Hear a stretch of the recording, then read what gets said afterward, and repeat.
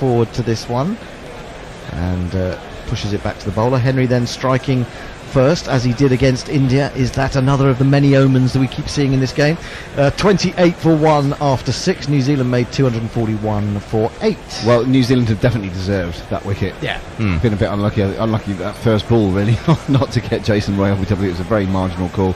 Got away with it that time, but he didn't get away with one that he pushed very hard at in that over. Now, I was curious, as Jason Roy's gone off, Aleem Dar, who presumably is the third or fourth official, I imagine, standing just the other side of the boundary and is saying something to him. Saying something like, don't be a prick. Exactly, yeah, check your attitude. I don't see anything wrong with his attitude there. Did anyone see anything wrong with that? Boult bowls to Bairstow. Bairstow drives, lovely fluent shot, but well fielded by Williamson up there at mid-off. Yeah, I'm not sure what that was all about. Seems unnecessary. I imagine it's more he's probably due to come out to talk to the umpires and he happened to be in the boundary. Is he just saying bad luck? I wouldn't say that to Jason Roy. He's saying, I should have suspended you even if you scored more than 17 runs. It looked rather schoolmasterly the way that Aleem Dar addressed Jason Roy there. Yeah. So you look, just check your behaviour, rein yourself in. Boult bowls, comes off the thigh pad of Bairstow as he's looking to turn it into the onside, but there is no run. Boult none for 16. He's into his 4th over now. Racing in. He's got a quick run up. Everything he does is quite quick, isn't it? Quick arm. The arm is quick. It's and he gets that lovely swing. He's a great bowler to watch.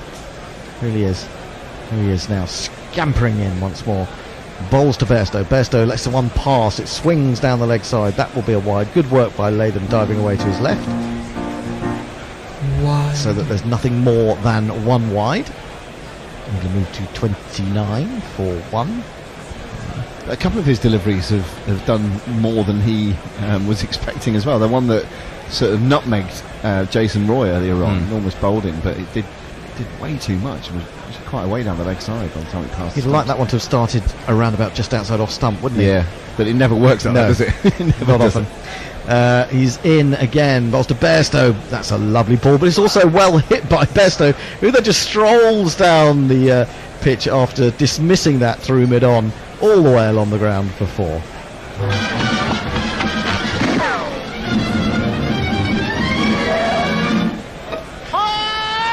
That's a lovely on drive, which Lockie Ferguson couldn't reach. And as soon as he hit that Bairstow, that's 4. I'll just stroll on down, just have a little chat. Terrific cricket all round. It was a really good ball, that, and Johnny's just sort of leant on it and timed the ears off it through mid-on for 4. Tremendous stuff. England 33 for 1. They need 241, 242 to win. Boult in again to Bairstow. This one goes the other way, but he rides with it and jabs it into the offside, and there is no run. Yeah, the one from Mutley, that 4 took us above the required run rate. It's coming home. Woof. Well, I suppose we have to think about Duckworth Lewis. I mean, there is cloud around, but we're told there's not going to be any rain. I think it'll be fine. It's just a case of scoring the runs.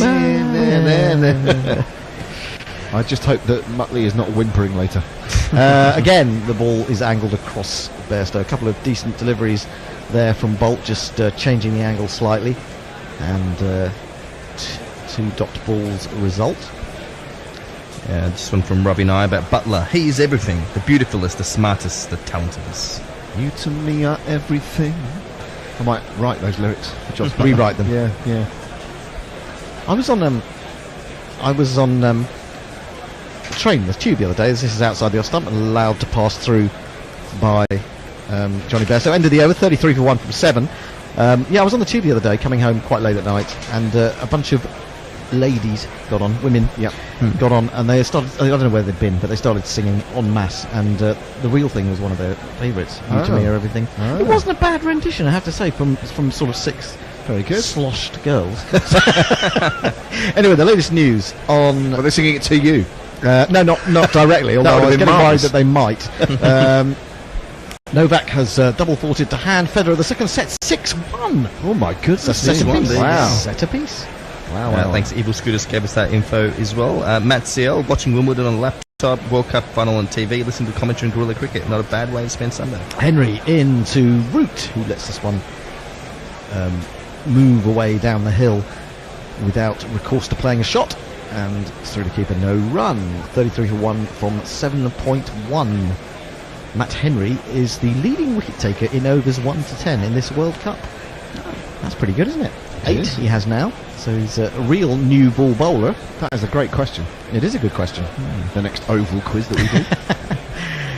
Henry in again, bowls to Root. Root gets in behind this, defends back to the bowler. He's yet to score.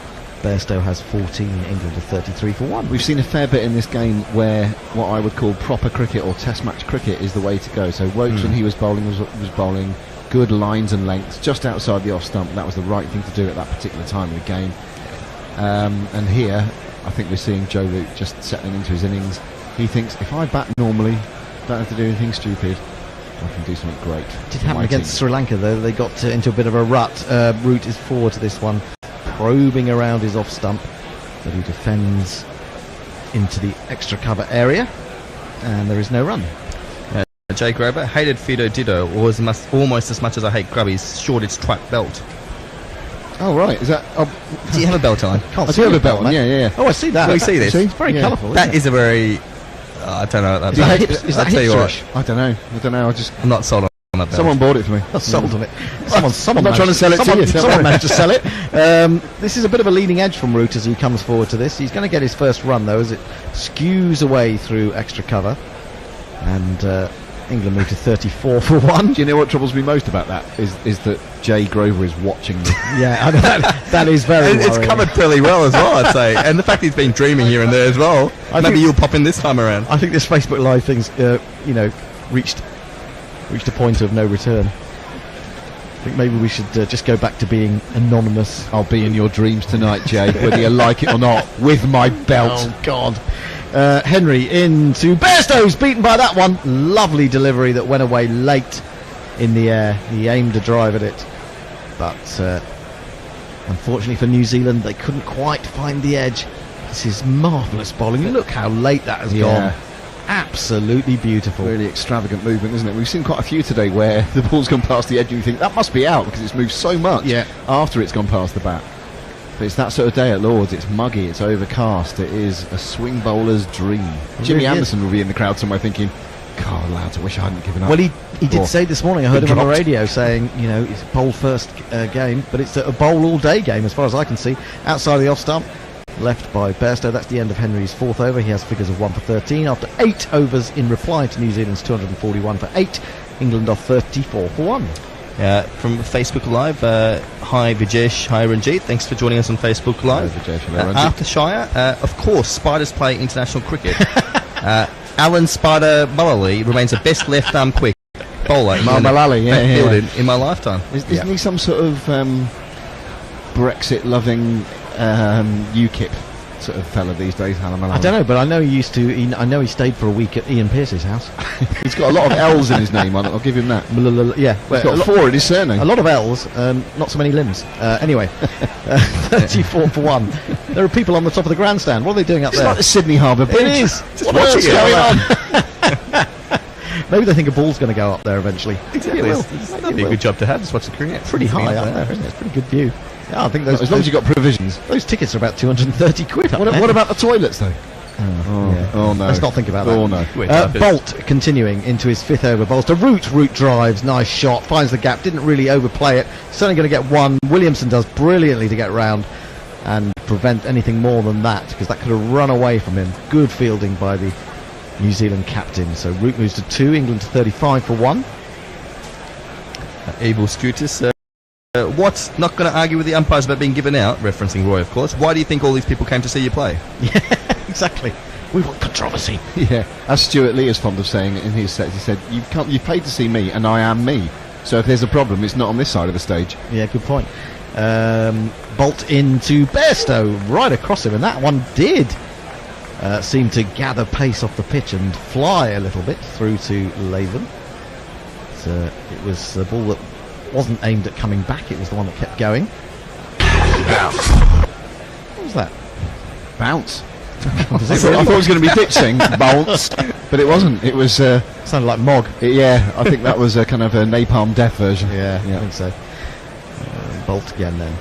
In from the pavilion end, bowls to Bairstow. Bairstow's onto the back foot to this one and plays it comfortably into the offside. And there is no run. 35 for 1. Root has 2. Bairstow has 14. The man to go, Roy, caught behind off Matt Henry for 17. So how are New Zealand going to force this? Because it is New Zealand's game to force, isn't it? England don't necessarily have to do anything special. New Zealand are the ones who have to bring something different to the game. What are they going to do? Good question. Driven by Bairstow on the up, closing the face, but Boult manages to stop it, stooping to his left in his follow through. And there is no run. Do we get Mitchell Santner on early? Have a little look at him. Still say Lockie, I'd say. So with the extra bounce he brings in, it could be one that could pick up a quick breakthrough. Maybe Lockie one end and Santner the other. Well, I certainly think that if they can get through one of these and they get Morgan in, I think they need to bring Lockie on to bowl him a few bounces, because he's been a bit remiss against the short bowling. Now this is a short arm jab played well by Bairstow, away through square leg, down the hill for 4 runs. 1, 2, 3, 4.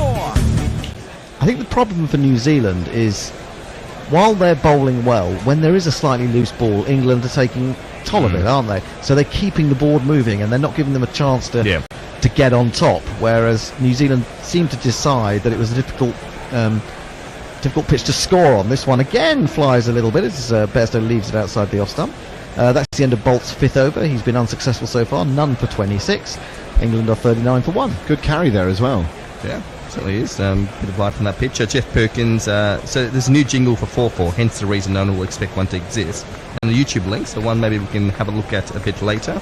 Anna Forsyth, Jason, all your shouting and clapping in the field has come to nothing. It came to 17. 17 runs. That's not bad. 17 runs in the World Cup final. A bit harsh. Marty Q, every bowl that's bowled, we are one ball nearer to a batting collapse. I know we're a great team, but 50 years of hurt. Yeah, well, that's true. I mean, we know that as well as anyone. Henry starts a new over, bowls to Root. Root tries to flick this up to mid-on, looking for the single, won't get it. I saw our friend, our mole in the BBC setup, Dan Norcross, was on some show the other day, and he was. There were a couple of Australians on the panel saying England are going to walk this, they're going to take it in their stride, and Norcross just went, "This is the mind games. Even though you're not in the final, these are the mind games playing against us." Onto the back foot goes Root, trying to force, but Santner comes around at extra cover fields. There's no run. To which the Australians just went, "That's old England thinking that." You stop thinking that negative way. The thing is, as consumers of England's cricket over the last 30-40 years, we are not part of New England. We are seeped in old England. What can we do about it? It's going to take many years of this sort of cricket for us to be weaned off. That's a lovely ball by Henry. Beats Root as he comes forward. So good from Matt Henry. I've exhausted the Jaffa jingle, but there was another one. Yeah, definitely. Just going back to the Roy dismissal, a couple of comments about Ollie Dar being on the field. So apparently, umpire, according to Seagrave Sub, umpire Mr. Dar was asking Roy to wait before the boundary rope while they checked for the no ball. Jason Roy wasn't interested in it, and Devanshi was saying that he asked us for confirmation that the catch was clean. He was happy to wait. So it was just a few confirmations going on with the umpire. All right, thanks for that. Down the leg side, tickled by Root, or maybe it just came off a bit of pad, but Latham did well away to his left there to prevent it going away for any runs. So 4 more dot balls at the beginning of the 5th over from Henry. He's bowled really well, and I'd say he deserves better figures than 1 for 13. 2 for 13? Would that help? Next ball? That would certainly be better. 2 for 91. Yeah. Strange the way they calibrate good bowling figures, isn't it, like that? Henry in again. Bowls to Root. Root's onto the back foot. That's a testing delivery. Pushes straight back to the bowler. There is no run. Oh, we are having a change at the end of this over. That's why Andy Ward has walked into the room. Who's he brought with him? He's bringing with him. He's brought Tony Bishop with him. Anyone else but Tony Bishop? Or is that it? Anyone else but Tony. Anyone but Tony. Final ball of the power play. Henry bowls to Root. Root comes forward, drives, comes off a thick handside edge to hit wicket. And there is no run. Off 10 overs, England chasing 241 to 242 to win are 39 for 1. We need you. commentary, bringing you laughs, bringing you jingles, bringing you joy. We are Gorillas. We need your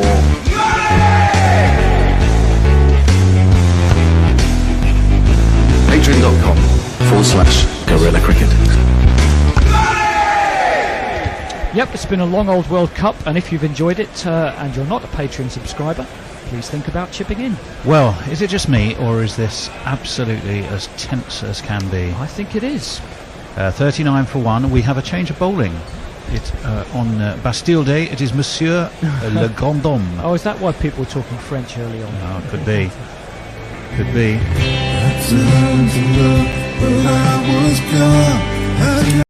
See my own reflection now. My body's gone, my face is gone. Here comes the Grand Homme.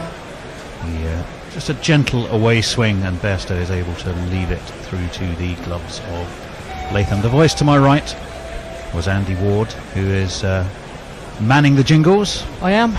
And to my left,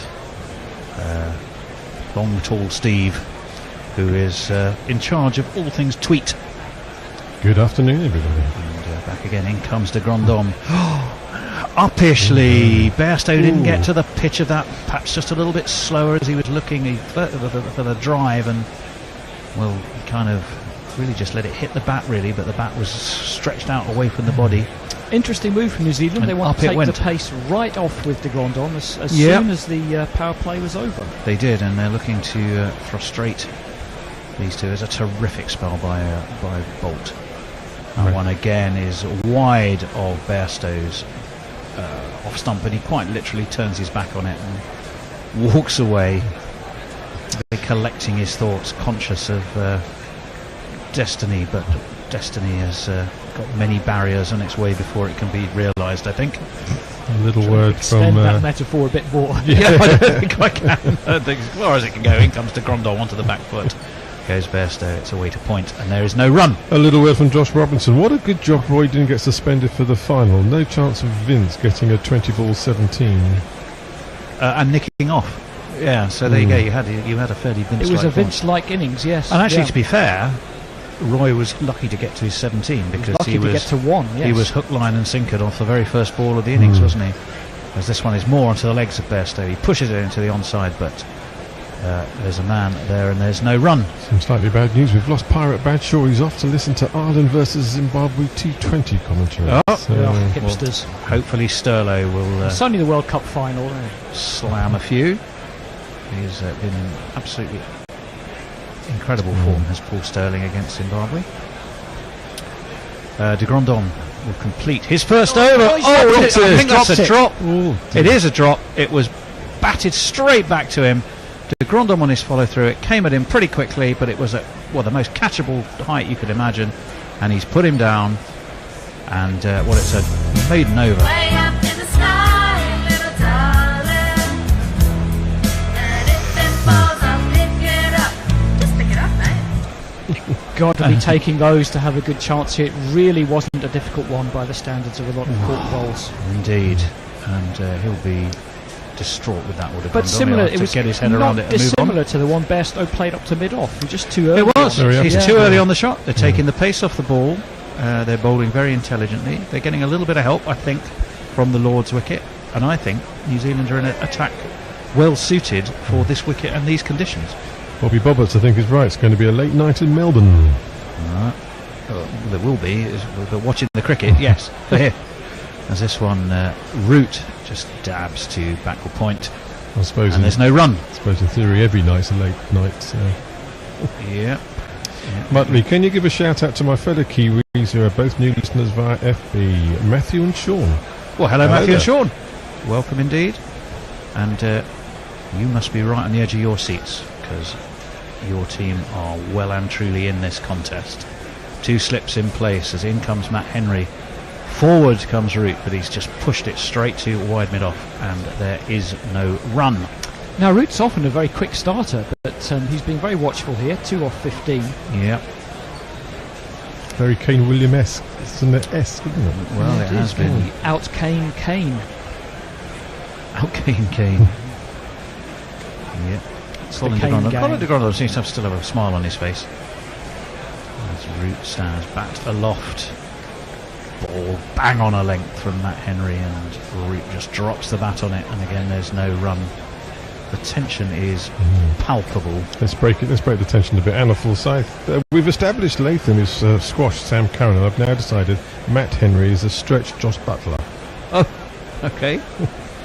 Good to know. There was a lovely article in the Sunday Times today, actually, about all the England players when they were kids and how they got into cricket. That one is pushed away into the onside, but no run. And Josh Butler, if you think he looks sort of quite angelic now. I mean, he genuinely was about the age of 12, I think, is when this picture was taken. He just looks the most adorable little lad. And there's a picture of him with, I can't remember who the picture's being taken with. Somebody pretty famous. I'd have to go back and have another look. I just can't remember right now. We're having a look at a replay of Matt Henry's opening spell today, and the number of times he beat the bat was incredible. That one is short and wide, and Root was looking to cut, and he wasn't able to, and it was through to Latham. And England getting frustrated. He nearly chopped on. England are getting frustrated. They need to get their heads straight. They need to realise that they're still winning this game at the moment. They are still winning it. They just need to maybe just get through another 4 or 5 overs. Yeah. It's only going to get easier. Well, the weather should also work slightly in their favour. I think the sun's going to come out more and more as Henry turns at the top of his mark. Full, and it edged. Root was looking to work him away to square leg, and he ended up squirting it to point. And I really don't think he knew a whole lot about it. It's another maiden over. 2 in a row. 2 maiden overs consecutively and following each other at the same time in a row. Good afternoon to Tim Lucas on the beach in Bahia, quite possibly the only person in Brazil listening to guerrilla cricket. You never know, although if there is anyone else in Brazil listening to us, it's a big country. Yeah, I was going to go and say hello, but it is, as you rightly say, a big country. Well, goodness knows, we're looking at a fair amount of blue sky now above Lords. England need 203 more. This one is worked off his hit by Bairstow, past umpire Damascena at square leg, and they will take 1. So 40 up for England. Bairstow 19 not out. Roy gone, of course, for 17, caught behind. Joe Root 2 not out off 19. And it is hard going for these England batsmen. Well, people do sometimes criticise England for not being adaptable with their batting. They're trying their best. They're trying their best right now. As de Grandel is in, that's quite floaty outside of off stump, taking all the pace off the ball. And Root, rather bottom of his bat, edgily. I think he wants another one. Away. I think he's saying he wants another bat. I wonder if he really needs that, or if it's just psychological. Interesting field, mid-on, mid-off. All the straight fielders are up, so you know he's almost daring them to go over the top. Yeah. The thing is, psychologically, this one is diving to his right, de Grandel, for a big fella, quite agile, and again it keeps that stranglehold on. There's no run, just the one single for the over. The batsman trying to get down the track to one of these. Go down the track and pump him over his head. We've not said, have we seen Lockie Ferguson yet? No, not we yet, haven't, no. have we? No. He's de Grandel's been on. There you go. And you called it, Andy. Root does come down the track, pushes it away to deep mid-wicket. Henry Nicholls is the man down there, and again it will just be a single. Now, do you think a top quality wicketkeeper might be standing up here? For balls of this speed, yes, I think you would expect that. De Grandel clearly has a definite policy to wibble and wobble it and try and maximise what he's getting out of the conditions, whilst also taking the pace off the ball. He's you can already see from the pavilion outside end. his crease. That one again is flicked away to mid-wicket by Bairstow, but straight to the fielder. And again, there is no run. It was only 78 miles an hour from Colin de Grandel. I mean, de Grandel's bowling everything in the 70s. He is. Honestly, I think a Ben Foakes would be standing up here. Yeah. I think Josh Butler would. I think a Jonny Bairstow would. 41 for 1, England. They need to grind this and work at it as Bairstow's up onto his toes, pushed out to Trent Boult at wide mid-on. Jake Grover they will take a single. Jay Graver on Twitter. Growing up in the 80s, I still find it physically confusing to recognise England ever having won ever. Anything. I understand the feeling. Yes. I mean, in the great scheme of things, it's one World T20 in Yes. terms of one-day cricket. Am I right? In That's cricket, their yeah. only That's it. ICC Well, trophy, of yes. course, Yeah. the women won the Women's World Cup, but hey. Yes, and we must never forget that. 200 needed from 37 overs for England. So that is a landmark of sorts reached for sure. Steve Kelly is very true. Sad but true, we are conditioned, inured to England cricketing failure as a result of witnessing it for decades. Well, I think you could take away the word England, And sporting cricket. failure, just not just cricket. You complete it by saying we do so love a bit of gallows humour. That's indeed. the problem. The problem is not being inured to it. The problem is liking it, and that is a bit too much for my. Matt Henry's going to continue anyway, so he's going to bowl now his 7th over. So they really see that they've got an opportunity with him to make that other breakthrough. Are they taking There's Matthew Hoggard. We've just seen this one is full and right on middle stump, and Bairstow's forward to push it away into the onside, but there's no run. It's a tight stranglehold. This New Zealand attack is got around England necks. But I think they'll be looking. They're going to be selective, but I think if you get the right ball, you will see a big shot before it's too long. Yeah, well, the current run rate is 3.19. The required run rate is 5.43 now. As Matt Henry will be right on over and in again. Bairstow takes his hand off that drive. There's a way into the offside. A lot of applause from the field. Guptill was... okay, right to the bottom of that. Didn't it? yeah, it was. 42 for 1. The T-boy just a little message for you. Could you guys talk a little quieter? I'm trying to watch the tennis. Oh, sorry about that. Got a volume switch, haven't you? Yeah, indeed. Henry turns on his mark. Bowling from the nursery end. Oh, and it's left. It was quite a late leave, though, from Bairstow. It looked as though he was shaping to play it. Again, it was not the quickest. And it seemed to me as though Bairstow was thinking in terms of looking for a drive there, and then almost at the last minute helicoptered his bat over the top of it, periscoped his bat over the top of it, and it was through again to Latham. There's 3 on the leg side and 5 on the off, including the 2 slips, and this is beautifully flicked away through mid-wicket by Jonny Bairstow, and that will go to the mid-wicket boundary for 4.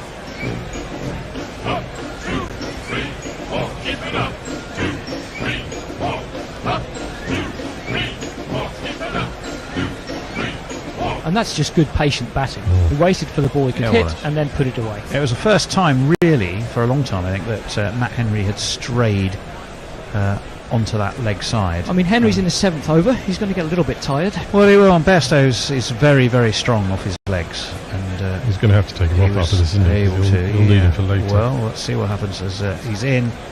And that inside edged, and how that didn't crash into Bairstow's stumps, I don't know. As it is, it's rocketed off down the hill in front of the pavilion, and is 4 more.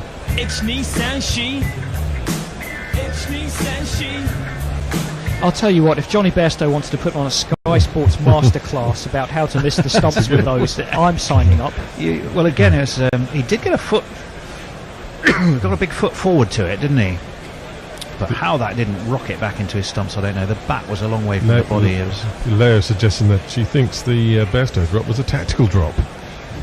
interesting. Why risk Morgan coming in when the angry ginger has a strike rate of 54? Well, in comes Henry, and this one is up onto his toes by Bairstow. Pushes it to mid-wicket. They can gallop a pretty quick single. It will conclude that over. So it sounds expensive in terms of fact it was for 9, but it doesn't really tell the full truth about everything that happened in that over, does it, Steve? A little update for you. Sterling's gone for a duck off the first ball. Oh, Sterlo. Well, he's just been mullering runs for fun off poor old Zimbabwe, so perhaps they were due a bit of and indeed Mike Taylor has recompense on that. Mike Taylor has tweeted in to say, I'm listening in Rio de Janeiro. Another, which is so in there Brazil, we and go. not the name of a footballer, so we knew that. So. Okay. Well, good to have you with us as ever. One of our regular listeners, which is wonderful. 51 for 1, so the 50 is up for England in that over. Colin de Grandon, who has none for 3 from 2 overs, he's starting his 3rd, and this is pushed back to him by Bairstow. This time, though, along the ground. And Bairstow again, de Grandon for a biggish fellow is very quick to get down and field off his own bowling. We're looking at a rather concerned-looking England balcony. You've got Rashid and Moeen Ali next to Jason Roy. Well, no, actually, they're laughing. They're having a bit of a laugh, so that's a good thing. De Grandon is in, pushed away to Trent Boult, who is at mid-on, and an easy single. Well, he taken. has gone back to long on. They have put one man back straight. Well, it's not that deep though. No, correct. He was certainly outside the circle though. Yeah, He's yeah. maybe coming back up for Root, who's still on 3 off 22. So when was the last time Root only scored 3 off 22? Be a long time. Because good. normally every time Root's in, we normally look up and go, hang on, he's got to 50. How did he do that? Well, it just seems to happen almost, invisibly. As this one is driven through the covers, it evades the first field. It won't evade the fielder riding that extra cover boundary though, and we're back. Hello. It is only me and Tone, but Messi will join us soon. And that wasn't a very exciting intro, was it, Tone? It's just a quiet. We're back as we watch Joe Root. A fantastic shot yesterday. Reverse sweep. I don't know. Reverse sweep. Reverse ramp. Up over the slips off Neil Wagner for 6. I'd love to know what the conversation that transpired straight after it was. What the fuck Because are they you were doing? obviously laughing together. There was They both thought replay it was there. fun. They're not on for another 7 minutes. I know. No, we know I that. know. It was yesterday. I was saying we're just watching a Oh. replay Oh, of. sorry. I thought you said, what the hell are they doing when they took it off? I beg your pardon. No. Welcome back, Messi. We're supposed to have a start in 6 minutes. Although, did I just see another spot of rain? Oh no! I think that's from the. I had a look at the radar. It's actually looking reasonably good from here on. Very, very light showers around the place a bit, but I think every chance of not being interrupted seriously. Good. Well, this session is supposed to be 2.5 hours. Me and Tony were just discussing. I mean, this obviously we need 113. We've got 8 wickets left. New Zealand, you'd think if they can get a couple of wickets in the first half hour, it might change. Yeah. I mean, it won't change England's attitude, but they'll be thinking we've only got to get through a couple. I mean, Sam Billings actually probably strengthens the batting, even though Foakes isn't a bad batter. I think Billings is better, and as a COVID substitute, he can bat. Really? Now, if were England to be in a situation of a clatter occurring, and you want somebody to just ensure that you get over the line, as per Lords, where he's already got previous form of doing it, do you really think Billings is a better bet than Foakes? Honestly, as purely on a batting terms, I think Billings is a better batter than Better Foakes. Billings. He's not a better keeper by a long shot, and Foakes is a decent bat. I mean, I think they're both capable of doing it. Quite clearly, Foakes is capable of doing it. I'm just saying, in terms of purely batting, I think Billings is probably a better batter. Once you've got through that position, Yeah, you're into Broad and well, exactly. I mean, tail. this is what New Zealand have got to think. If they can get through, I mean, they've got to get these 2 out. Then they've got to get they need 4 wickets. Yeah. In reasonably quick time, because they've got to get through these 2 and they've got to get through Bairstow. In fact, they probably need 5 wickets to and that's quite with Billings coming in after that. Well, they need 8 wickets to be fair. Well, they do, but if they can get, they need 5 wickets reasonably quickly, because even that tail can probably chase down 15, 20 runs. I mean, it'll get squeaky bum time, but if they're going to go all out attack, Brook can do it in 5 balls. You saw that in the first innings. You got a breezy 42 in no time at all. And if Brendan says back yourself, let's not wheedle this about, then it can still go very quickly, can't it? So I'm actually with Tony about Foakes. I think technique-wise, Foakes is a better batter. He's got a better average by about 5 runs in first-class cricket.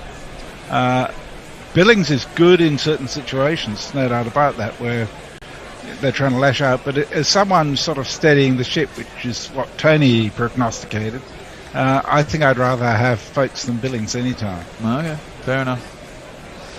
We'll see. Hopefully it won't get that far, and hopefully these two will breezily knock it off in about 15 overs, and we'll all get to go conceded by the feeling and bubbling in my water. Yeah, I know. I'll say this. I don't trust your water. From the champagne? Exactly. Your water, my bubbly water is polluted, is what I'd say. Yeah, well, that's true as well, of course, at the moment. So we shall see. Right, well, I'm going to play some jingles because they're all out there. These two are batting. We got a poke. Take a good hard look. It's Ollie Poke. It's Ollie Poke. It's Ollie Poke. Take a hard look at Ollie Poke. With his man. Their hair like a pick, but massive runs he has hit. So there's that. Introduce yourself. Joe Root. Introduce yourself. Joe Root. Introduce yourself. Joe Root, actually. Naturally. And this guy's going to open the hole. To fly with Tim Southee tonight. I probably won't fly with Tim Southee. And again, I just I think they've got themselves a bit ready too early. I've gone to my clock. They've still got 2 minutes, and you know what cricket's like. They're all sticklers for the rules. They won't. Oh no, actually, having said that, they've proved me wrong. They're going to start 2 minutes early. In the first ball, there's an appeal by Southee, but I think there was a bit of bat on that into the pad, and it was probably going down leg. And Kepler's not signalled it. It's given us runs. It's given us runs. Although Pope's score hasn't gone up. He was on 81 overnight. Did they not run? They did run. I thought they ran. There was definitely bat involved there, wasn't there? Maybe not. It's definitely down the leg side there. Thigh pad. Well, if he did signal it, it was the subtlest leg by signal I've ever seen, and he has just gone up to 82. No, it's gone up to 82. Fucking school man. It's slow. Sky have got the trainee dude in again. Captioner sorting things out. Dan De Castro is going to be happy. He couldn't sleep all night in Toronto waiting for Wimbledon to start, and then it started pissing down with rain. Well, so at least now he's got some cricket. Yeah, a little bit of late end-up maybe there from Southee. Second ball to Root. See, he covers it up nicely and drives it up to mid-on. There's no run. I mean, if England don't lose a wicket in the first half hour, as I said to you, I think this is done reasonably quickly. Yeah, it's rather sadly I've got to miss the first day of the India test because I'm at Wimbledon. You're at what? I'm at Wimbledon. Oh. in the royal box, are we, Tony? Yeah, actually I am, but yeah. That's it. You're a fucking dirty motherfucker sellout, you are. As that one is down leg side, and Root clips it. 2 long legs sweetly, gets himself off the mark. Well, I wasn't going to mention that bit, but you asked. Oh dear! You're just hobnobbing it with the Royals these days. Oh dear, we'll be scum for you, mate. You don't want to be seen with We'll be us. the lower classes. Next thing you know, Vivian will be in the House of Lords. Although we do have the recordings, that's the good thing. Yeah, exactly. We'll be blackmailing you. If I ever get above my station, I rely on you to slap me down. Don't worry, we will. No uncertain. That won't be a problem, Tony. Trust me. England 185.2, and Pope is 82 off 106. Root is 56 off 82. So they're all scoring at a reasonably good clip. And Southee is in, and that's driven by Pope up to mid on. There's no run.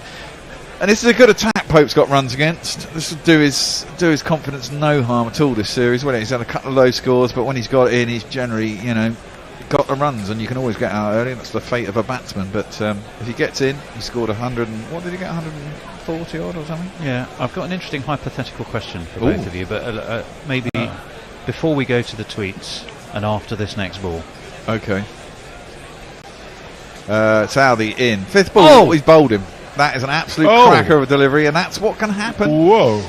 That moved in sharply off the seam. Pope's only faced, 5 balls in the morning. You've got to get yourself in again, and he hasn't managed it. That was an absolute cracking delivery, has to be said.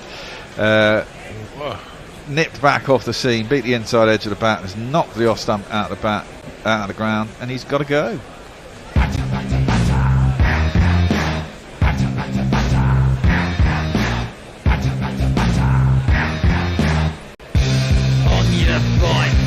Bit of wobble seam, and that wicket in the first half hour. Hitting it back as well. There it was. I'm still got that feeling there might be more. Actually, it's a good time to ask my question then, because my question was going to be for a number 3. What is better? Is it a big score and then a series of low scores followed by another big score? So let's say you get a big score every 4 innings, or is it better to keep getting 50s and 60s, but not necessarily the big score? Well, no, Can I say that depends? Yeah, I was going to say. I mean, I think if you've got a solid opening partnership, then yes. Yeah, it depends when you come in, but very often, especially with England, you're in a position of having to sort of steady a ship rather than build on a platform, aren't you? Yeah, absolutely. But I mean, I think for any batsman, you know, you kind of go.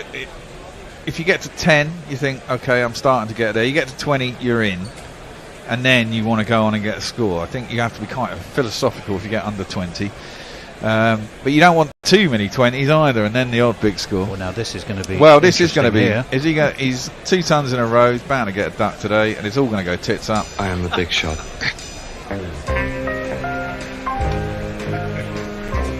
You heard me right the first time. Name of Bachelor Johnny Cool. Occupation big shot.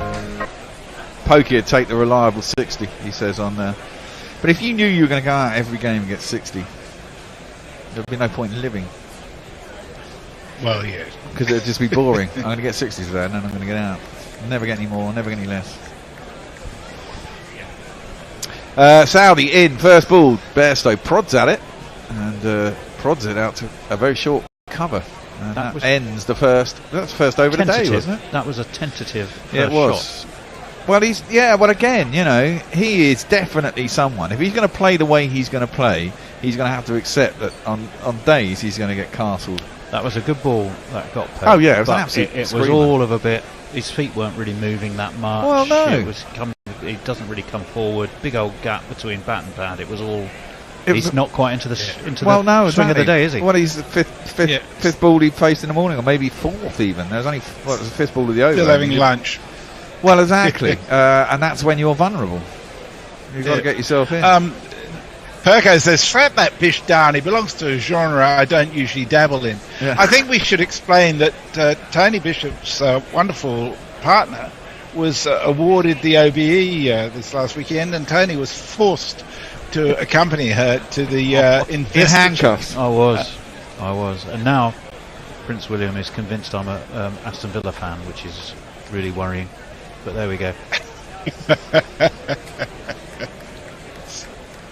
That's it for Twitter at the moment. I'm still waking up there. Ah, well, yeah. Oh, I didn't even tweet that we're going live, actually. Do you want to tweet that out? I have. Oh, okay. I've done that. Southee. Sorry, that's not Southee. Obviously, Boult is coming from the other end. And his first ball is running around the wicket to Joe Root, who just lets it through to the keeper. And there is no run. And he has a jingle. Goes like this. It's great. How does he speak, or play the horn, or clean his teeth, or even yawn? How does he shout? How does he call?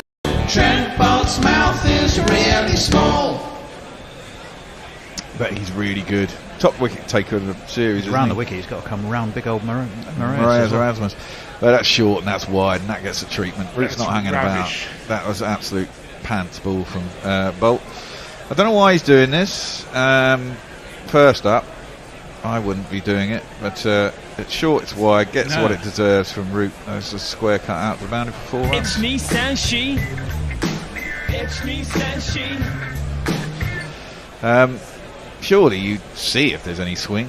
Bowl your normal first couple of balls over the wicket, see if you can get it to come back in. Root gets on the back foot, high on his toes, and he forces, that's a beautiful shot, off the back foot, out towards the point boundary. The outfield is still reasonably quick, and that repeats the dose, another 4 runs. 1, 2, 3, 4. And Root moves on to 64. See, Root, he never gives it away, man. He is class. I do wonder. That's not well bowled, though, is it? No. I mean, I don't know why he's doing it. I mean, I really wouldn't. You might as well. he's most effective when he gets it to swing back in a bit, nip back off the seam, or Well, the ones that go across from over the wicket. You might as well try that first up. He hasn't got that swing yet. Well, the third ball, he's decided to come over the wicket and bowls a pretty shite ball down the leg side.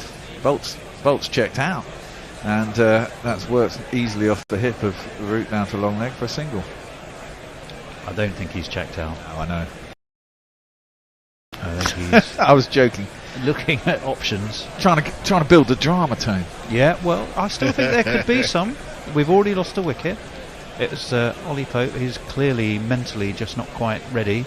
It wasn't the ball you want third or fourth. No, up, it was isn't. And that's the thing. If you bowl well at the top of the day, that and after lunch are probably, and then after tea, if you've got set batsmen, and those two were set from last night, it's your best chance of creating something, catching them cold. Jonny B clips that sweetly out through mid-wicket. He's clearly at the top of his game and made that look very easy. And it's another 4. And England's target moves under 100. 1,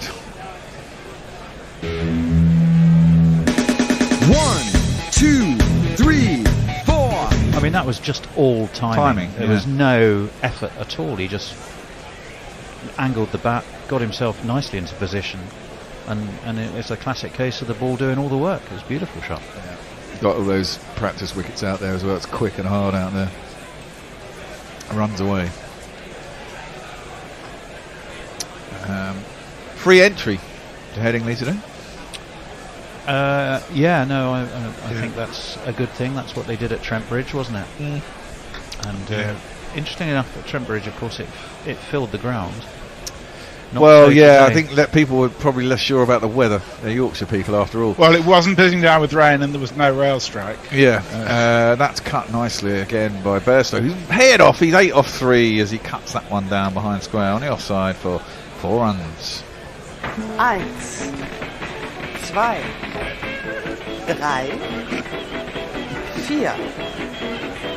4. So after an over that went for 2 with a wicket, the next over went for 17. Yeah, it's interesting because it's sort of a switch of roles, isn't it? Boult's been the real danger man. Southee's been a little bit off colour, and yet Southee found the one absolute perler of a delivery that did the job for Ollie Pope, and Boult's been a bit wayward. I mean, if New Zealand lose this, they're going to feel pretty unlucky in the series in general. I think they've played some pretty fantastic cricket at times. They have. They bowled beautifully. They have been heavily reliant on one partnership consistently. Yeah, but I mean, if you looked at this England side over the last 3 years, you'd have said 280, 250, 280, 300 in the last innings. Oh, that's an absolute peach of a delivery. Southee's on it.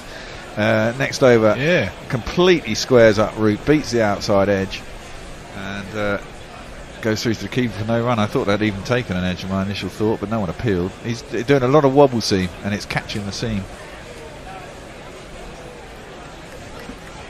Mog asked the question, so the Englanders playing to beat the rain. I suspect they are, actually. Yeah, I think they want to get it done as soon as possible if they're going to do it.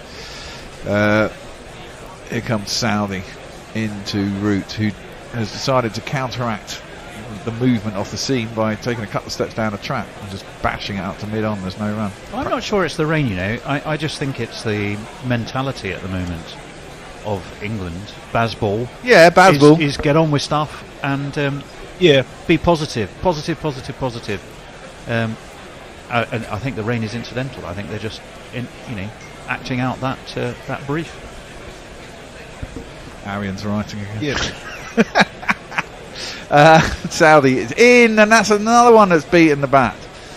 And Root smiles and nods appreciatively at the bowling, thankful that he's not out. Because it's, of course, an all Yorkshire combo now.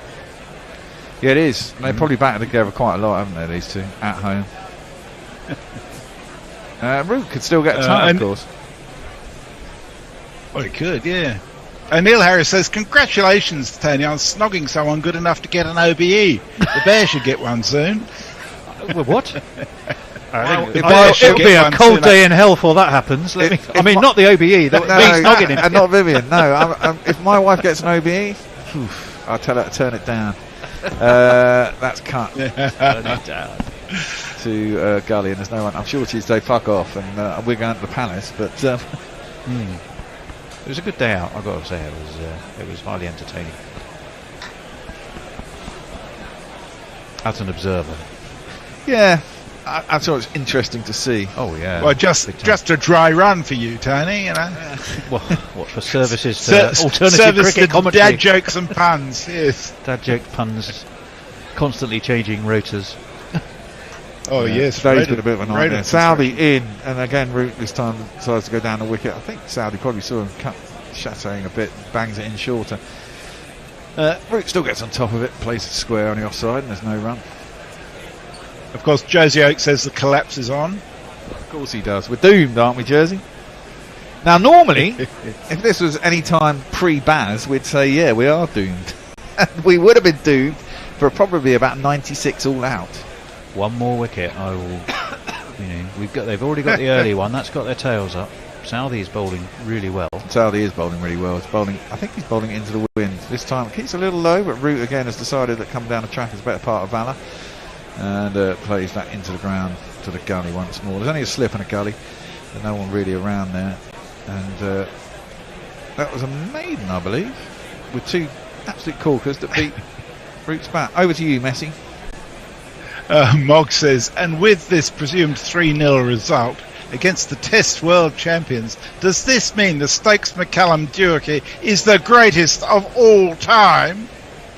Currently, yeah, it's 100%, isn't it? But I mean, it's longevity that counts.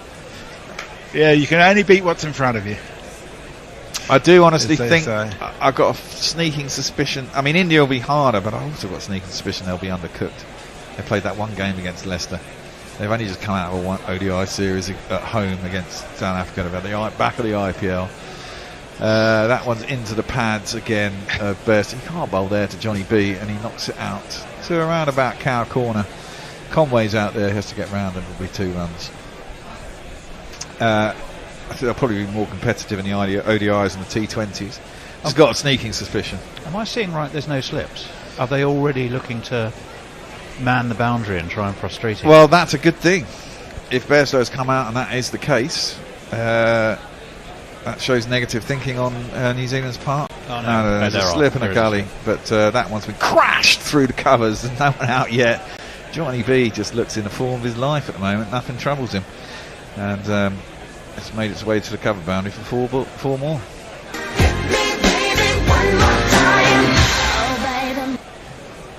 And England already on to 208 for 3. There is no GPL today, peeps, but on Friday you'll have a chance to win 180 quid, because that's what it's up to now. Well, we worked out that 121 or anything below that, you couldn't obviously go above 121, could you? No, yeah, there were basically about what you can get a 1. Yeah, you can get a 1. Well, if you get a 2, it doesn't count, or a 3, does it? Because the 1 is already actually there. 122. Because what if you scored a 6 off a no ball when the scores were tied? So in theory, it could have been 122. Yeah, that would be a stretch, though. Well, you could cover the field and still win. Yeah, exactly. You only need a 5 to cover the field, and you'd all cover the field, and then we'd just be giving the money away, which doesn't work for me. So that's worked into the leg side to mid wicket, and there's no run. I'm not giving money away. At least you can, earn it. Earn it, exactly. Mog says the fucking tension, and Pokey says, especially you'd want a steady number 3 in the Braveheart cricket era. Mind you, Braveheart, the least accurate historical movie of all time.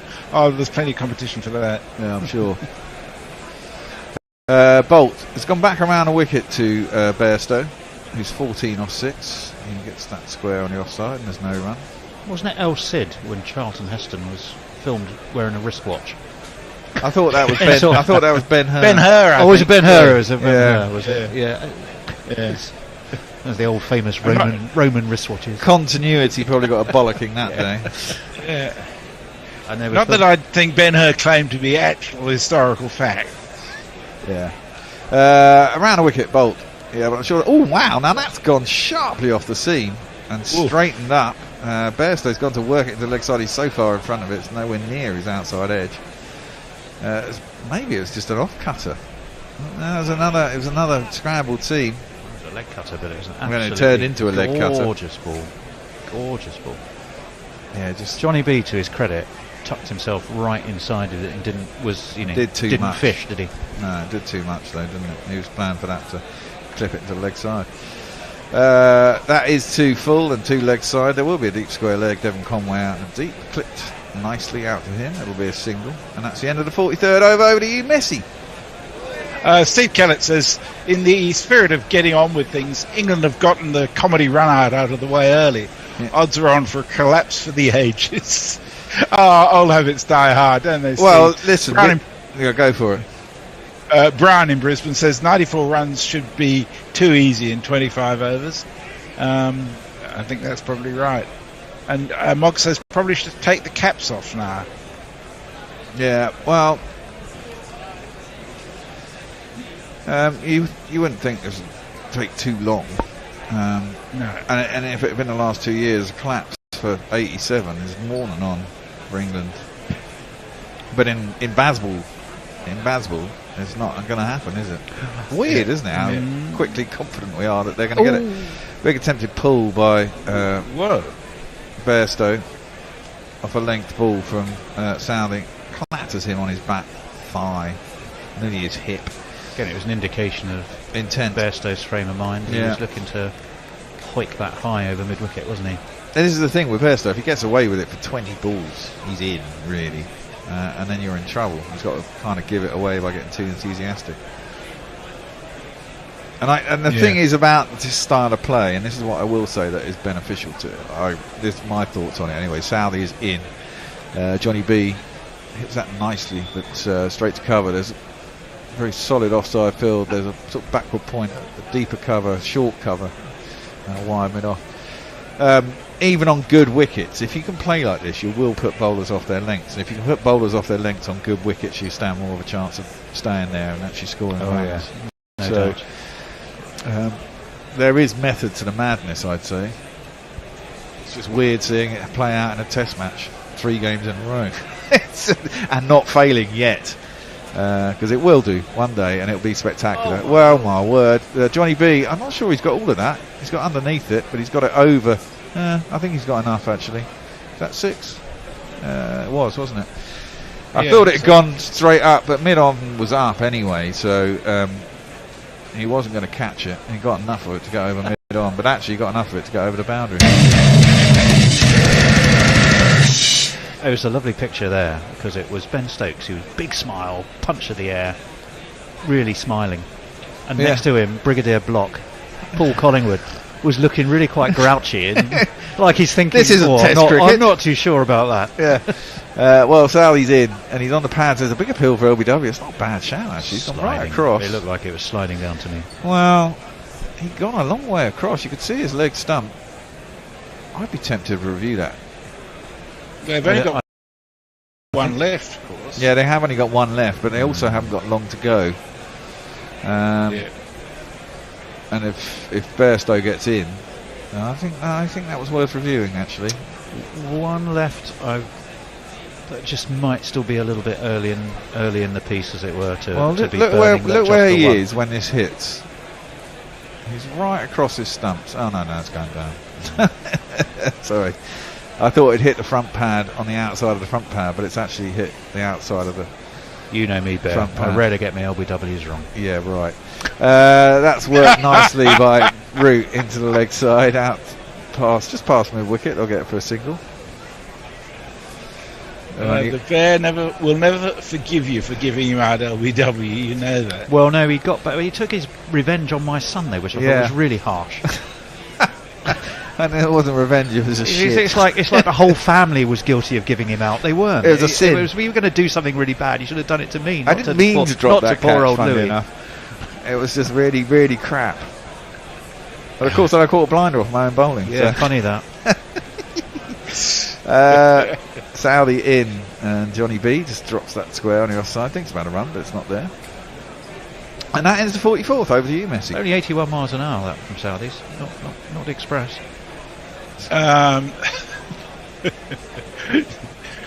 Jeff Perkins said, did they just refer to you as mug in relation to Mog? We did not. No, we would never disrespect our jingles like that, Jeff. You should know that.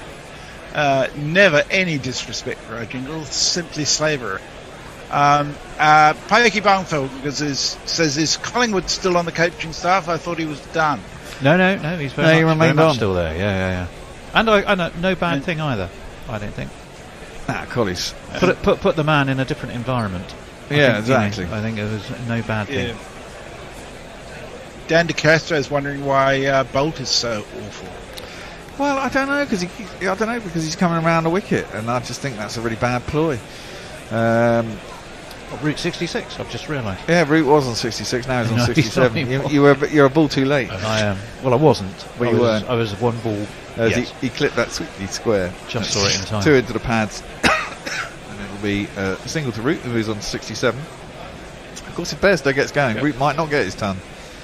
Well, he's still on 66 on Akira, and there you go. Yeah. 78 now the total that is needed, of course. As Southee is in, it's pulled hard. Boult down to Wagner at long leg. And will just be the single. I wouldn't mind seeing the replay of that. To me, Jonny Bairstow looked really deep in his crease. I think he was. But for a moment, he seemed to sort of wobble backwards as well. Might well have done. But he's close to having his eye in now, isn't he? Which could be trouble for the Kiwis. Because Root will just play his natural game. Around the wicket continues Boult. It's full, and that's nicely clipped by Root. Again, can't beat the field. Bit of a misfield by Bracewell, though, down at wide mid-on. They won't get back for the second, though. Score moves on to 220. That's been pretty quick pace, isn't it? I mean, they've scored 220 in 44 overs. So pretty much 5 and over. In fact, just a shade under. Exactly. And that's after coming out and starting again, because we've been virtually out for half an hour now. It's quite mad. They've been scoring at 7.3 and over for the last 10 overs. I like this brand of cricket. It's too far down the leg side. Boult's been put. I don't know what Boult is doing this morning. He's coming around the wicket. He shoved that down the leg side. Bairstow just helps it around down to a very fine leg, and he'll get himself 4 more. And England are strolling on. It's brainless. It is a bit. In fact, it was leg buys, I think. I think it came off the thigh pad. I don't think there was any bat on it. It didn't go on to Bairstow. His glove to it. I know. I think it's 4 leg buys. It didn't go off on Bairstow's score, so a Boult in again. That one is clipped nicely by Bairstow. Out to deep square leg. It'll be a single. It's like on the ODI, and that's how he's playing it. Jack Leach, 5 for 100 and 5 for 66. 10 for 166, an average of 16.6. There we go. Yeah. The English Nathan Lyon is born. Well, except one's a left armer and the other one's not. But I'm with you. Well, an average spinner who can be turned into a Test match bowler. Don't get too far ahead of yourself. Yeah, all right, shut up. Driven by Root out to cover, and there's no run. If I keep banging on long enough and give him long enough, it'll happen. Maybe. Pornbot says, a jingle for the spanner men and women? Really? Yes. Yeah. They could put their mouths around my rusty nuts. I might have been hosted by my own petard and been banned by the spanners. On the plus side, I can now see KP tweets. Or you can bot him as much as you like. And Mog says, I think they fucking did call me Mog, you know. I never liked them. The crowd are clapping for some reason. I don't know why. England only needs 71 more to win now. Bairstow is facing up to Southee, who's coming in. He's bowled well. Oh, wow. He's clipped that sweetly as Bairstow picked it off the stumps. That's a good sign. A bad sign for New Zealand, I would say. Gets it down a long leg for a single.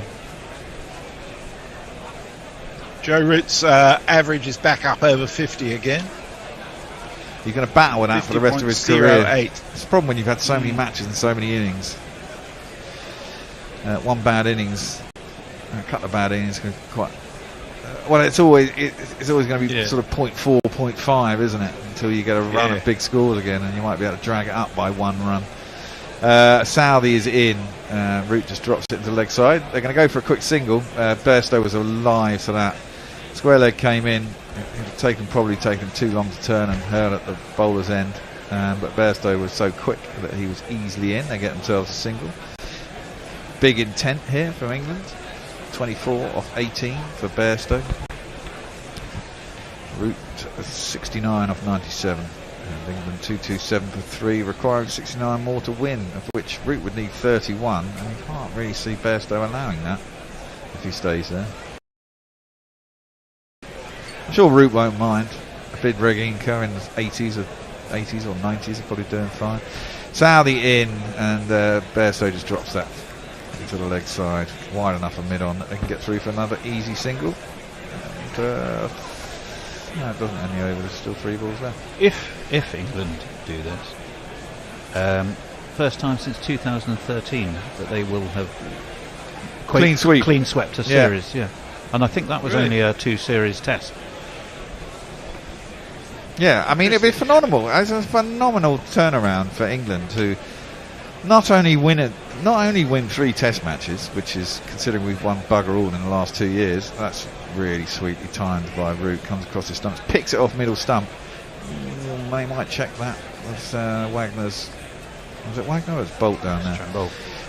Did his foot drag along the sponge? Root gets back for 2. Not only is it phenomenal that they've won 3 tests. They haven't yet. Well, they haven't. Oh, is that 4? No, I think he just about flicks it before he hits. You think he just about got rid of it? Yeah, I think he did actually. That was good fielding. Should only be 2. Paul Marshall points out if New Zealand can take 2 more wickets, England will have won each test by 5 wickets.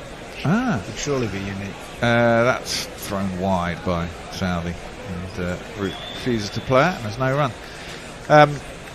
It's just phenomenal. They've done it by chasing down scores in over 250 at all 3 tests. You know, it's just like phenomenal. And that 2013 clean sweep was also against New Zealand. Oh, Kiwis. What happened in the last series against the Kiwis? I can't remember. Well, we lost the test last year. There was 2 tests last year. We lost 1-0, didn't we? Because we didn't. Oh, sorry, no, but the series before that was sort of good tests. Oh well, Root's gone for the reverse. He's not got hold of it, but they've probably got through for a single. No, they didn't bother. Root was trying to repeat the dose of a reverse ramp over the slips, but he got a toe end out to cover. Sorry, back for point, no run. Last test series before that, we were probably in New Zealand. Did we lose that? Oh no, I was thinking in England because there was a series which I missed, but sounded like it was a phenomenal series, and everybody was going on about how wonderful the New Zealanders were, but I can't remember who won it. I think we won it because they've hardly won over here. I think we won it, and I think we won it 2-0. And I remember, oh no, that was in Sofa days because I remember Dan was on that, so that was ages ago, so that can't be right. But there was a series they played when Ross Taylor was playing, and I think there was a game at Headingley, and it was basically going to rain, and England managed to get all the wickets really quickly in the morning. Well, we're going to have a change of bowling. Are they giving up? I don't know. Or they're going to try and get, oh man, Bairstow to give it away. This guy's bowling. Certainly keeps wicket, knowing how the Kiwis pick teams, he'll be just 1 of 5.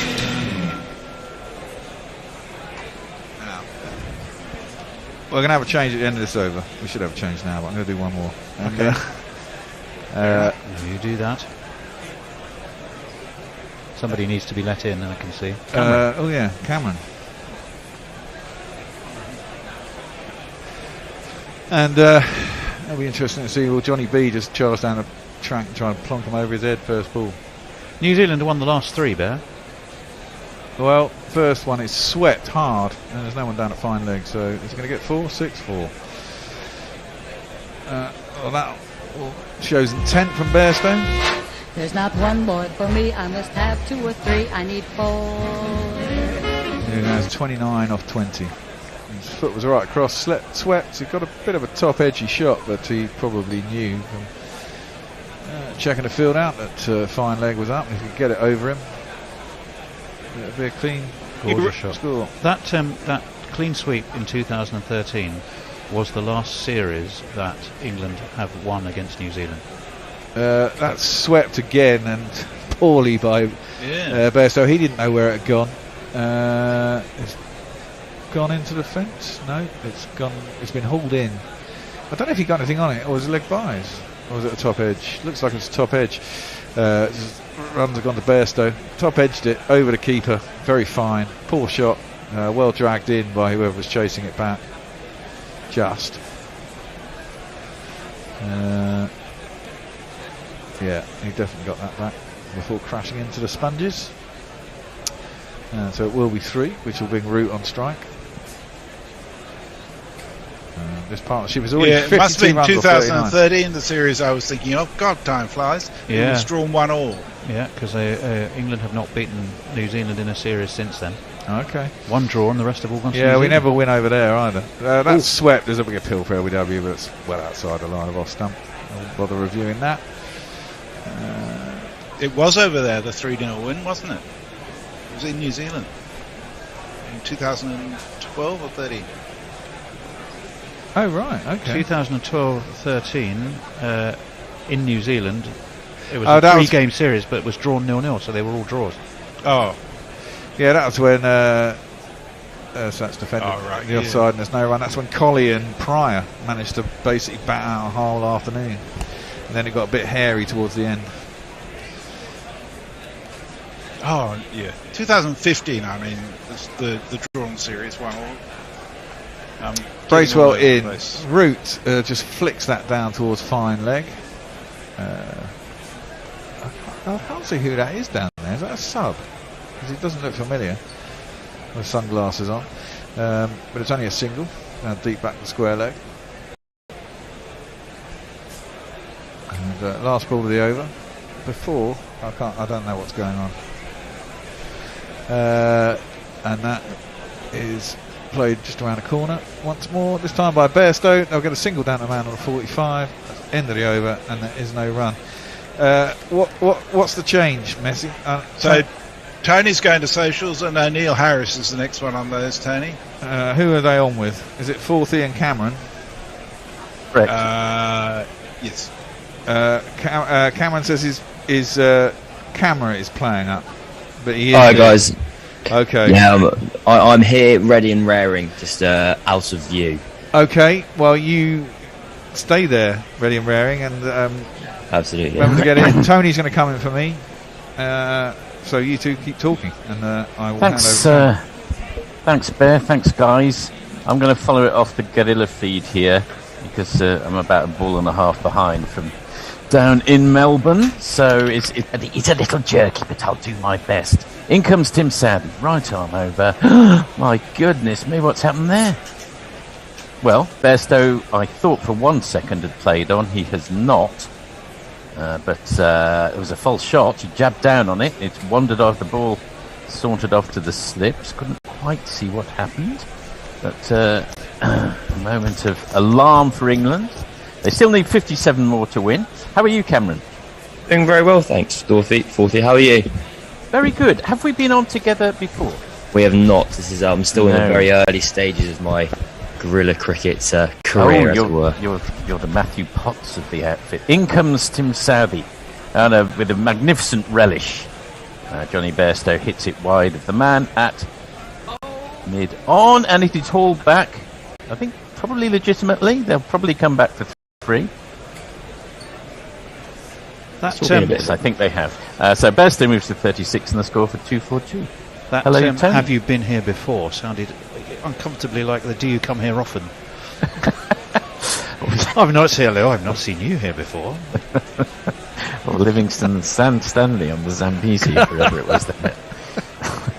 Must have been a funny moment in history. Well, not that funny, maybe, but memorable. Southee in again. He's been bowling well. Boult hasn't. And I say that, and there's a half volley which Root clips beautifully off his legs to the square leg boundary for 4 of these.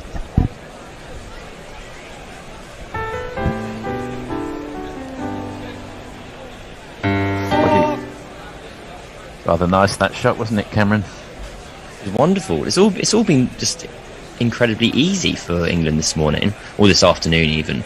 I'm a bit bemused by how this new kind of era of cricket, they've just asked their best players to be even better. It seems to have worked pretty well. Well, that's a forward defensive played out to point. No run, and unlike yesterday, there is a point. We got into existential territory yesterday, and I was able to constantly say, "Oh, there is no point." But I can't amuse myself with that comment now. Yes, I know what you mean. This must be like what it would be to be following the Australians in the 90s. Score 300, no problem. It's just we're on. Well, England are on track to win all 3 matches here, having been on track to also lose all 3 matches. These are matches we kind of would lose forever and always in all of history, and now we've decided to win them. Yes, history, those stats they put up when they say record run chases are becoming a bit meaningless. That one's knocked down to long leg by Root, comes through for a single. Score moves on to 247, and England are under 50 runs to win now. Yeah, strange times indeed. It's a great shame in many ways that the epic story of our times hasn't been England against New Zealand rather than England against Australia. It's a total waste of time, half the time, i.e. down under. Because imagine a 5-test series of these. We'd be drooling if it was, the Ashes. This is the thing. This is the classic issue that we keep levelling at England cricket. I'll hold that thought for a second. Southee in again. A little shorter, so onto the back foot goes Jonny. Flicks it wide of the man on second slip for 4 more of these.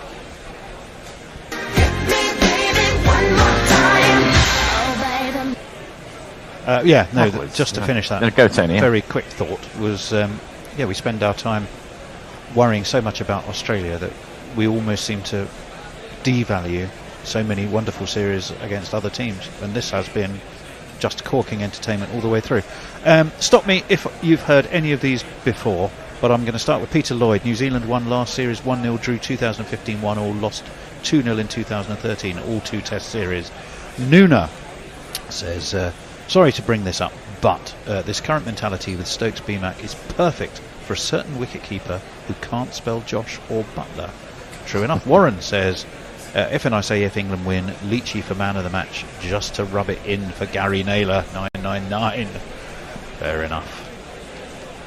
Bracewell, maybe the last hope for New Zealand. Not with balls like that. Swept down to deep square leg by Root without any difficulty at all. He moves on to 78. Scores 252, 40 more to win. You're Root also looks back totally in our authoritative. Well done. Root looking totally authoritative here, isn't he, Cameron? Oh, he's looking kind of at his best, as he has done for most of the past 18 months. And just on that point about Josh Butler, there was a Kumar Sangakkara on commentary yesterday suggested he should come in and open the batting, which seemed really going kind of beyond the pale, but it could be fun. Bracewell in again. The reverse sweep from Bairstow, which somehow gets... Can a reverse sweep get a leading edge? It ends up being a sweep, and that's what happened there. And they came through for a single. It was almost like the law of physics had been reversed. And Bairstow moves on to 4. Given us a leg by. Leg by, right, that partly explains it. Another beautiful looking sweep from Root, wide of the off stump down to deep square leg. They're getting this, as Cameron says, effortlessly at the moment. He moves to 79. Just to continue on I've noticed with the Sky commentary, you can always tell when a commentator really thinks nothing of the idea. They're just silent, aren't they? Smashed into the confectionery stall and probably back out again by Bairstow. Magnificent stuff, this. C'est magnifique, mais ce n'est...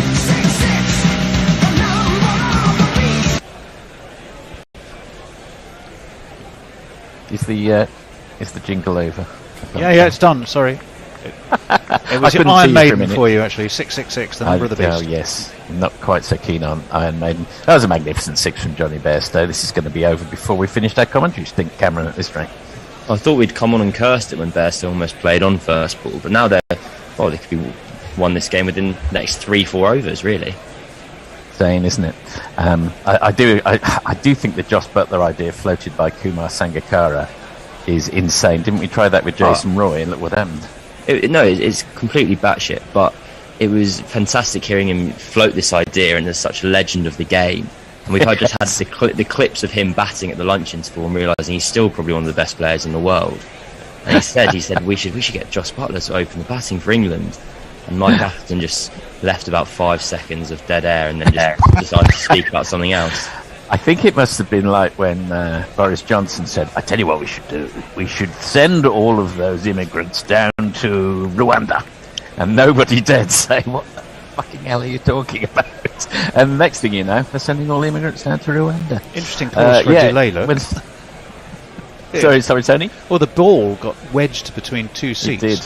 Happened to be numbers 65 and 66, out of interest. And I think New Zealand were arguing it had done it quite a lot of damage as it wedged itself in there. But they've got the old one back. I think it's going to make too much difference. England now need 36 more to win. Now at 260 for 3. Normally gallows humour would dictate, we say, England can probably stuff it up from here, but this summer the reverse is true. Actually, that was a big wahoo, old style by Jonny Bairstow. Completely missed it. Pads down to leg gully, and there was no run. So we just got one more ball of Bracewell's over to go. Jonny settles over his bat. Comes down the wicket, gives it the old charge. It's gone just wide of cow, as it were. And they come back. Oh, they've just gone 3 for 1. I think Jonny's kept the strike. So he moves on to 47. The score's 2-6-1 for 3. 35 more to win. Ravi Nair says Bairstow and Root competing to have the second most runs this calendar year. Bairstow 735 chasing Root 739. O'Neill Harris says, have New Zealand won a series since the World Test Championships? South Africa and Bangladesh gave them a scare. Yes, they certainly did. Will Jonny leave enough runs for Root to score 100? But unlikely, I would say at the moment. Rajesh Mohan. That was Rajesh who asked that question. Paul Marshall, Root repaying yesterday's Butterfingers. Jersey Oak saying, are you switching to the women's match after this, or being a bunch of misogynists? That is a superb on-drive, stand and deliver by Jonny Bairstow for 4.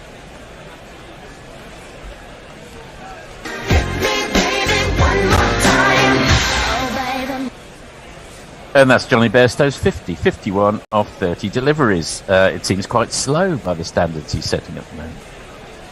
It's almost remarkable in how unremarkable it is now that a 30-ball test match half century, even a 30-ball test match century would be a hell of a thing. But a 30-ball test match half century, I'm sure that's some sort of English record or close to. And it's kind of... I think. You know, I remember watching the old John Player League. I'll break off for a moment. Southee in again. Jonny just turns his bat on it, and because he plays it so softly, they come through for 2. And Jonny Bairstow is so quick between the wickets on top of all his other virtues that we're rediscovering. He moves on to 53. Cameron, it's time for us, I think, perhaps to start thinking of men of the series. Sorry to be misogynistic, but only men are playing in this series, I would stress. So if you want to have a quick think about who would be your English and New Zealand players of the series, and we'll get back to you after the next ball with your thoughts on that matter. And Jonny relaxes over his bat. There's a fair sprinkling in the crowd for a 5th day. Free entry today. Free entry, absolutely. It has a big wahoo at that, completely misses it, and but you can beat your time to do that when there's only 29 more to win. Yes, over to Cameron.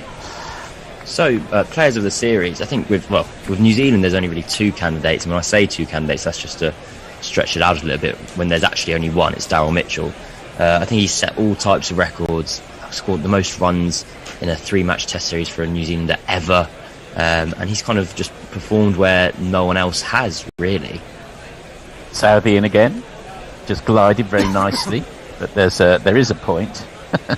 There's a point to cricket, and there's a point to save Jonny Bairstow there. Back to Cameron.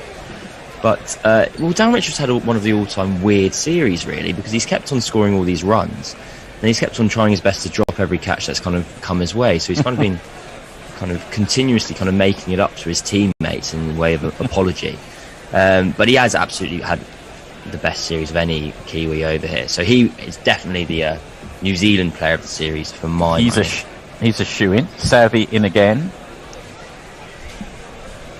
And that's just flicked off his legs. It's a leg side half volley. The fielder, I think it's Trent Boult down there, seemed to have difficulty picking it up and went a couple of yards the wrong way, but gets there in the end, and they come back for 2.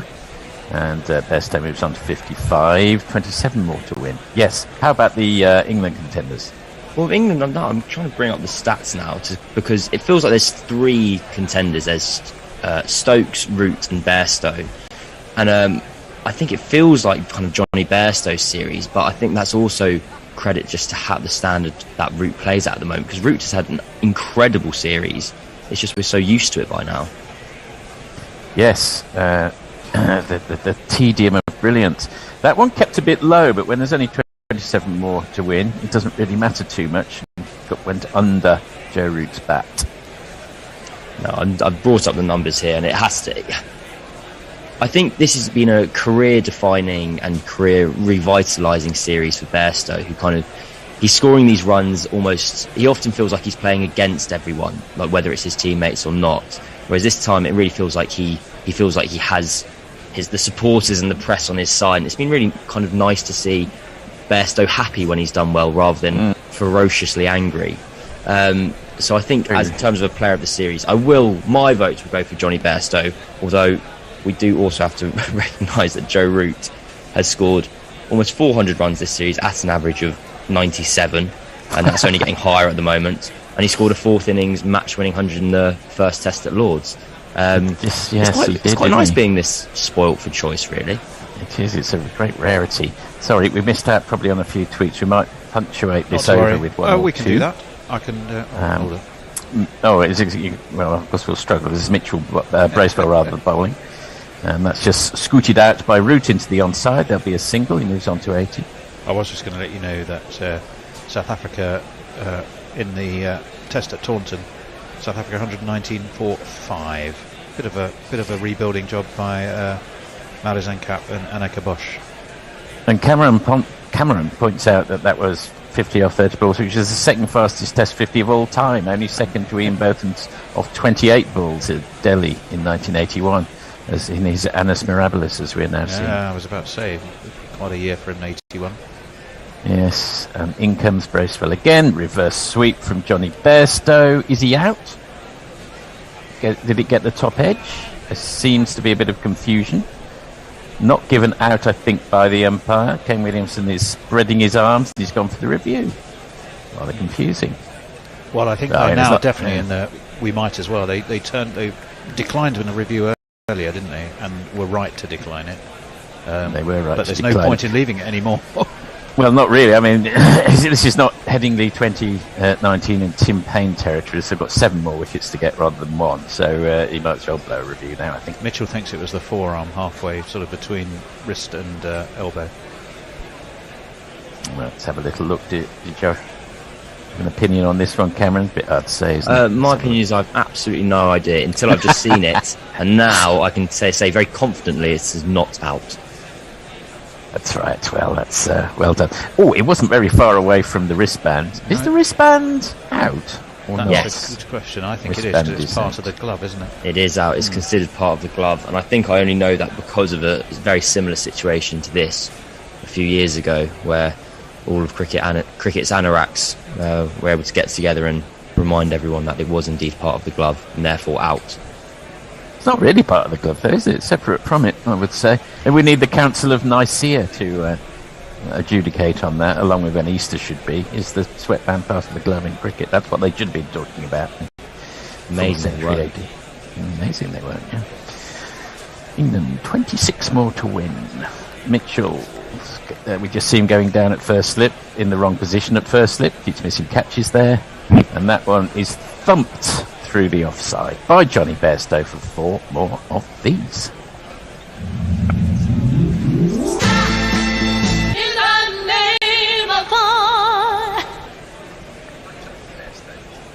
Your call to the Council of Nicaea is on hold.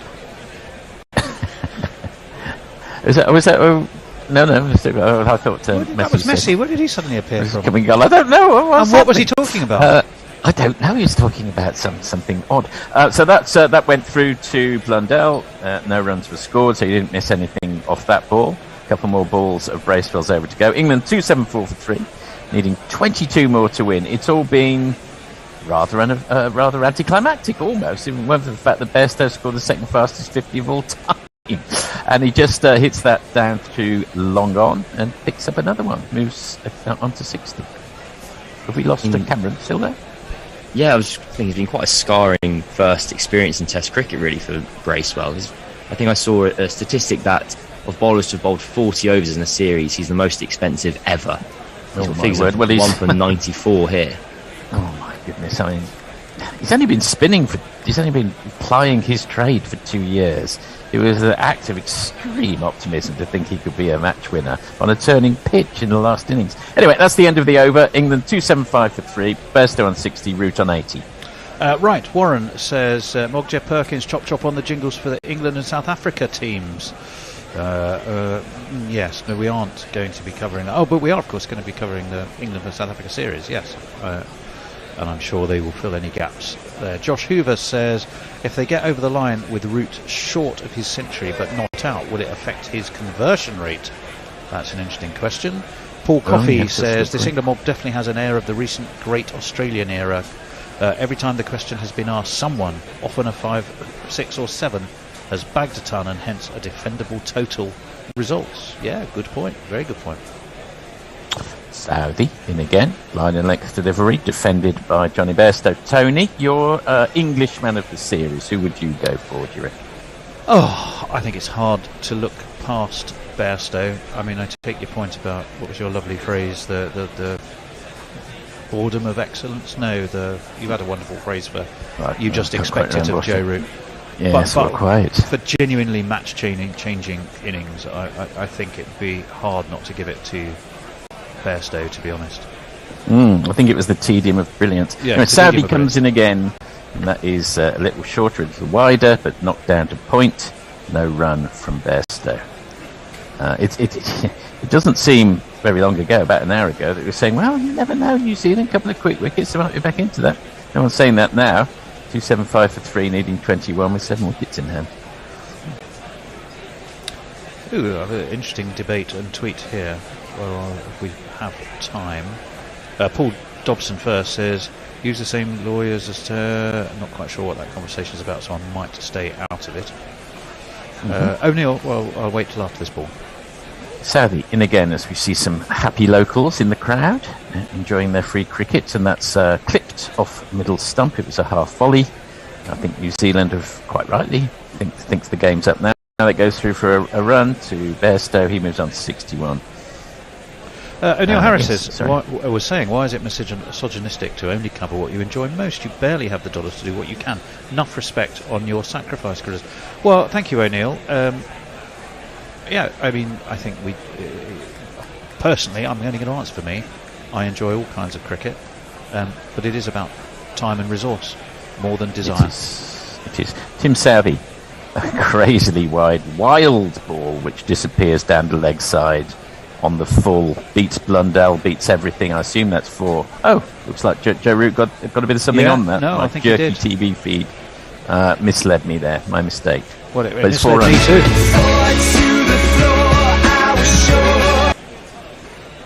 Did he? I mean, what do you reckon, Cameron? I've looked at that twice and I didn't see it come off the bat.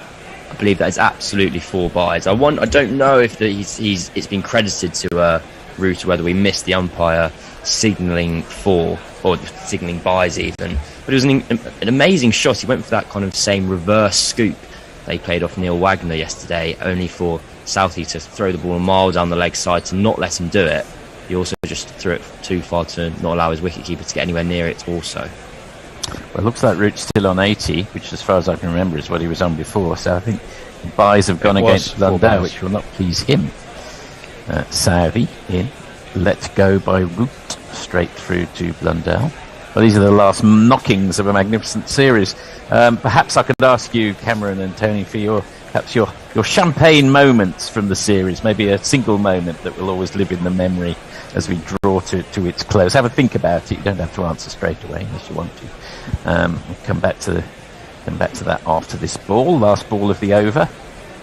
Tim Southee to Joe Root. And It's a in-swinging full toss, which is clipped off his legs, so he will keep the strike. Joe Root. He cannot now. Well, he could actually get his century. There's 15 to get, and 15 to more for England to win. He's on 81. Bairstow on 61. He certainly can't get his century. England 281 for 3. Tony. Brian Barish says, good day and good morrow, cricket friends. Finally getting around to listening to the end of this test match after being fully immersed in the American cricket scene over the past few days. Lovely to hear Bish and Forthey hopefully round things up. Jeff Perkins says they will probably email a list of needs halfway through the series. No, Jeff, we'll get you before then. I promise you. That's talking about jingling requirements. Bairstow stopping another route century. Got to make sure we're fully up to date on India, but I think we are. Jersey Oak says Bairstow stopping for another route century. Warren says, I heard the word of Messi Jez as he had become the phone operator for the council estate of Nicaea. Bracewell. And that's defended off the back foot down to mid-on, no run. Over to Cameron. Any thoughts on your champagne moment yet, Cameron? I think if I can go for a almost off-the-pitch one, it was when Bairstow at the end of his innings lost Bracewell bowls. And that is completely missed by Joe Root. I think he's outside the line. They are appealing. They're not going to go anywhere with that one because they've got no reviews. Yes, back to Cameron. I think it would either be when Bairstow said after his kind of amazing innings at Trent Bridge that he'd been told at the tee to whatever you do, don't think about hitting the ball on the floor, which just made me laugh as a kind of whole idea. That one's left outside. They appeal, but he's well outside the line. Of course, it didn't matter because he didn't play a shot, but he couldn't have been given, so no run. Or I would go for Root's reverse ramp off Wagner yesterday, just as kind of the classical test player who's now kind of done the 180 and joined kind of the Bazball phenomenon. Love it. Great picks. And that's played to mid-wicket by Joe Root. And no run. He'll remain on 281 for 3. Tony, any thoughts on your sort of great moments of the series? I might go for Bairstow reaching his ton at Trent Bridge. Yeah, lovely moment.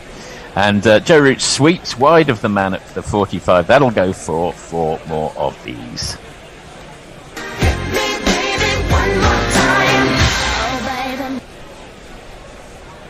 He moves to 85. He could actually just, with a 6, get a ton here. Extremely unlikely. That's the last ball of the over.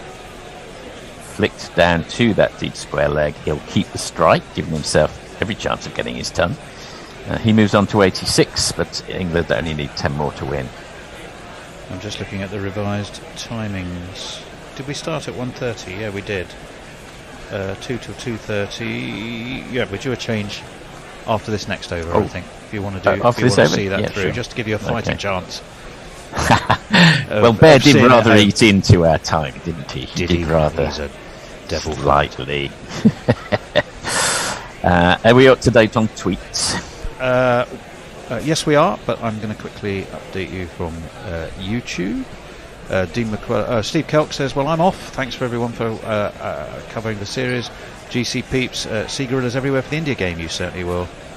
Well, that's Root's possible 100 gone. Yes, it has. Change of ball. Unless he gets a 6 to go to his turn, which is be interesting to see him try. Wagner comes around the wicket and just floats it down the leg side. Terrible ball, missed by Root.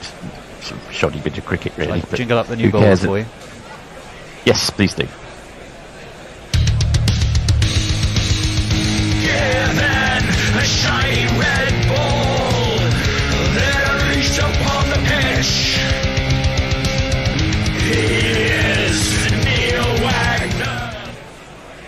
Comes in again. That one's more on target. Defended back to the bowler by Root. I would say, Cameron, don't know if you agree, that New Zealand have contributed so much to this series. I feel a little sorry that they are going to lose it 3-0.